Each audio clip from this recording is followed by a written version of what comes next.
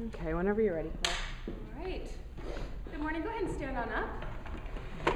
So the very first thing that I want to do is look at the top of the second page, measure 18, on that re, re. I notice some of us are still having a little bit of trouble getting that rhythm, and that's what I'm going to be focusing on today. So I'd love to just tap that out. Nice high fluty voice, just going, re, re, just so we get the rhythm right. So let's go ahead and do that together. 3 and 4 and re,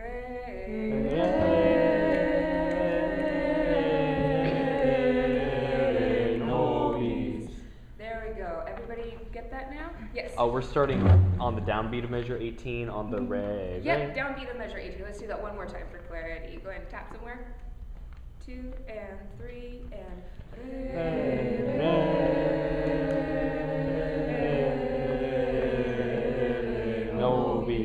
There you go. Excellent.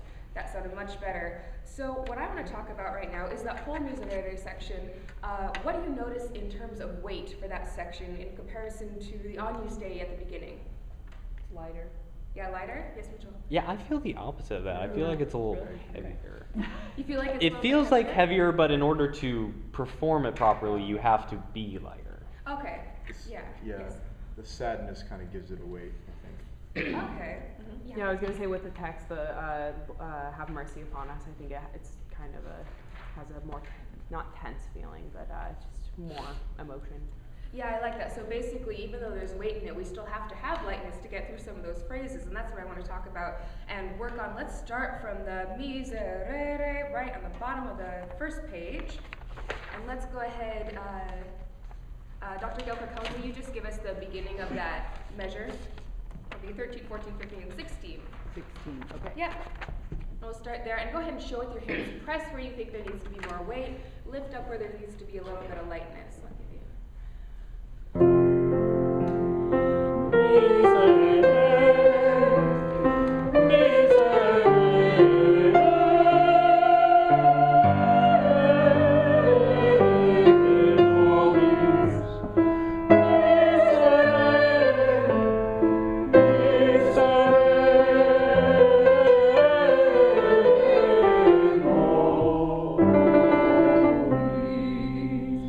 Beautiful. So where do you notice that there needs to be more weight and less weight just within that miserere section? Yes. I think kind of in general, just at the on the first re, if we're singing it like miserere. Okay. Yes. I really like the idea of backing off of like the run on measure like 22, and then when you say re again on the next measure, like that's a little bit. Okay. So we have a lot of ideas about stresses on the words. What about within the general phrase? What are we going to do within the phrase for stress? Yes. I feel like the high point of the phrase definitely comes with the octave leap from the F to the high F. Okay. That mi, re, re, and then it sort of relaxes down to the no piece. Okay, and on that note, what kind of weight do we need between right that part? What's the change in weight just even in that measure to make it possible to make it fluid? Yes. It needs to be light and forward, especially forward on the bottom note, so you can like pop up. Excellent. So how do we do that? It's one thing they say it's light and forward, right? Raise your palate, engage your mask. Okay. What else? Yes. Go ahead, Mitchell. Oh yeah.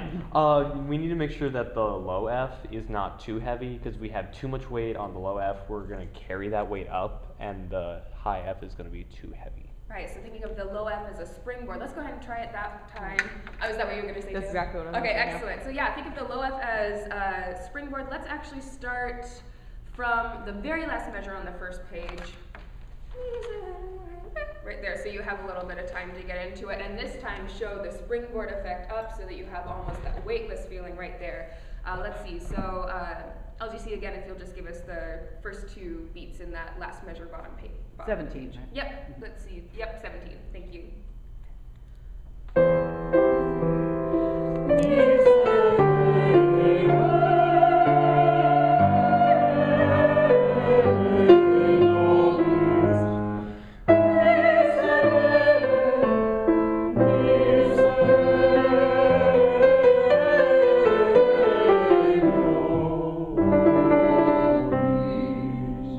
There we go. Excellent. That sounded much better. Did that feel easier? in terms of getting that octave jump, feeling that. Excellent. Let's see, and then where else do we have an octave jump on that second page? Between nobis and mesodae on measure 20. Yes, so these are different because now we have a rest separating them, but they still have to feel connected. So how do we connect that octave jump even in the silence? Ideas? Yes. I think doing what Mitchell said with the springboard effect and having less weight on the nobis, but this time we just get more time to do it, Okay. so we're lucky. Yeah. Yes, go ahead. I think I just like breathing with like that in mind and like the vowel in mind is really gonna help there. Okay. Yeah. Excellent. And I think also adding a little bit of energy, continuing the energy through the rest. Remember, we don't just get to rest on the rest. That's not what they're there for. Let's go ahead and try that. Let's see, from where we started before, measure 17, going all the way into that next octave leap. And go ahead and give yourself a little bit of energy, a physical show of that energy going through that rest. All right. So I'll give you 2 beats before you come in again.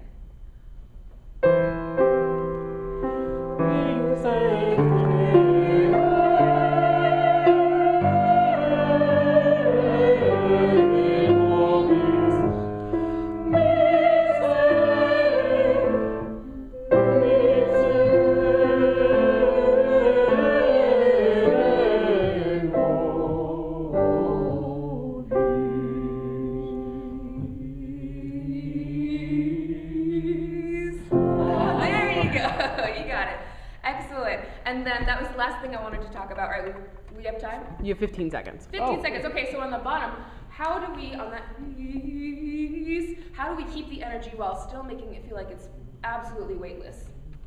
Connect to our breath. Yeah, so engage with your breath, right? Let's go ahead and try that really, really quickly on just the peace all together. Ready? Beautiful.